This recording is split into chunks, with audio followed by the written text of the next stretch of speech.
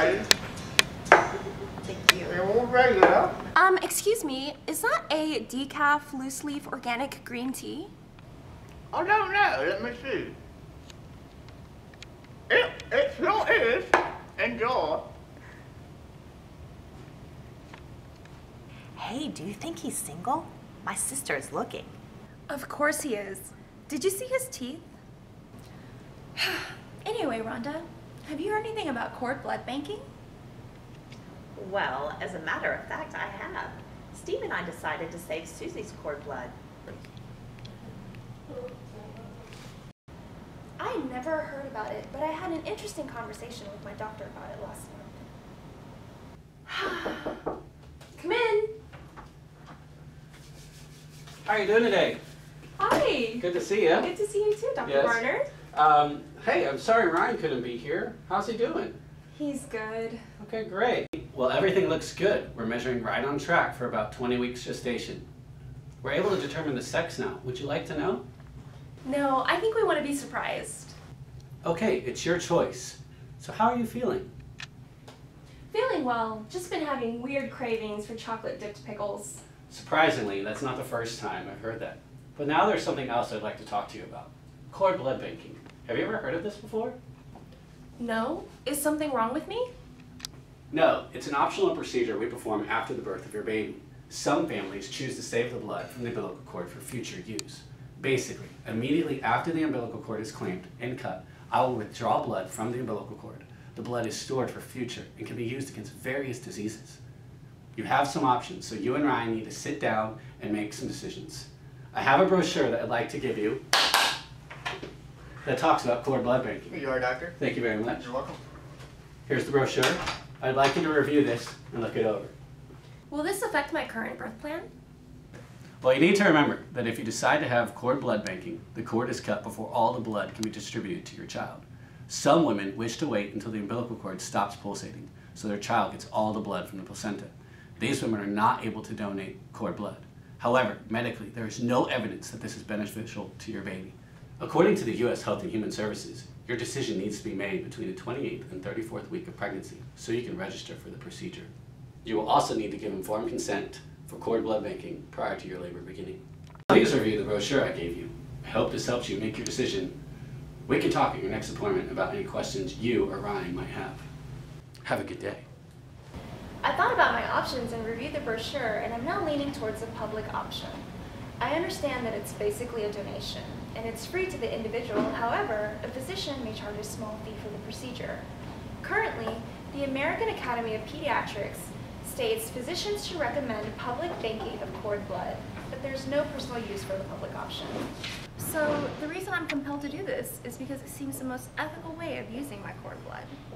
Rhonda, why did you decide to go with a private bank?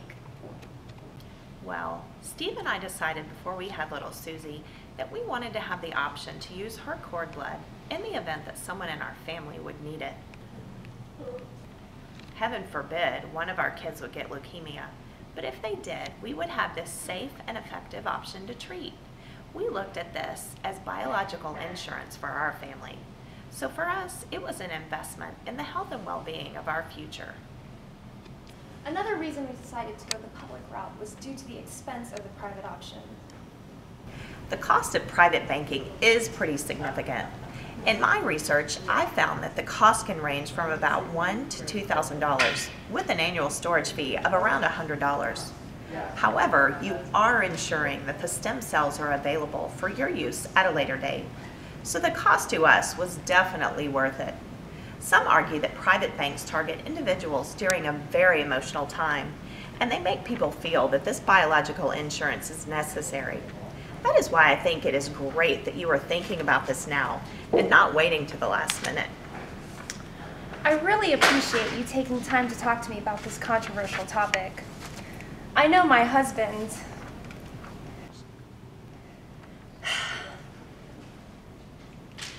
was a little concerned about the unnecessary cost.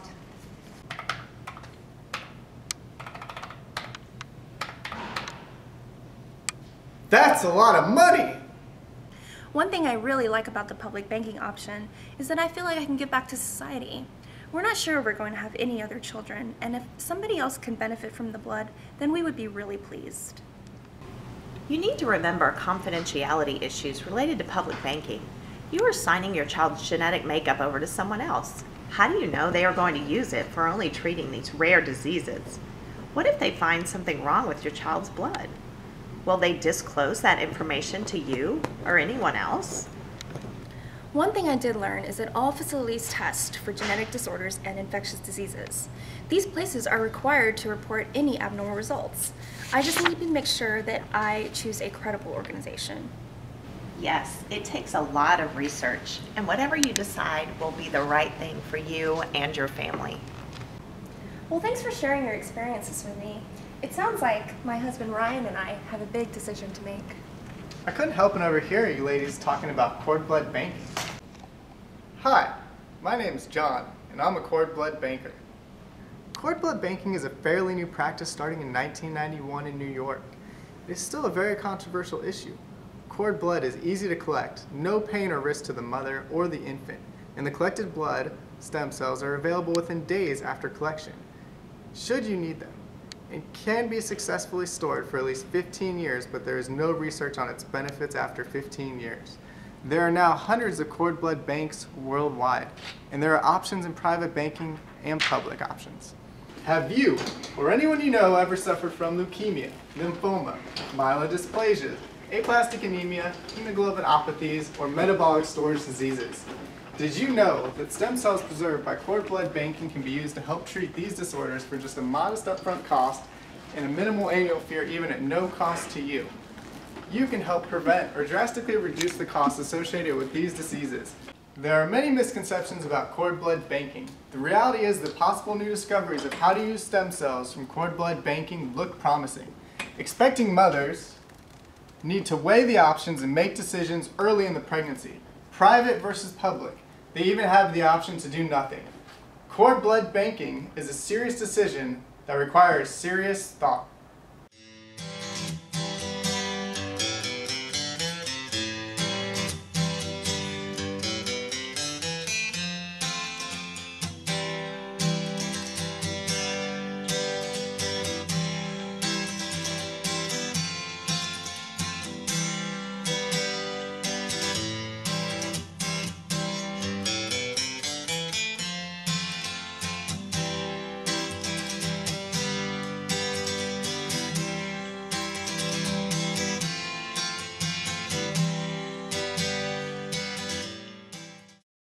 There are many misconceptions about cord blood banking.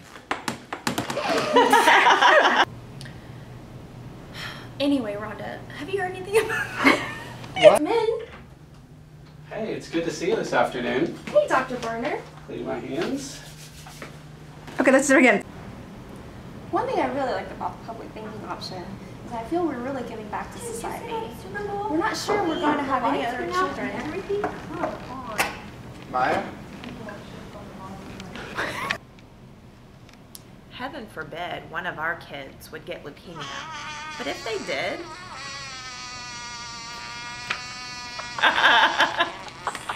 Susie!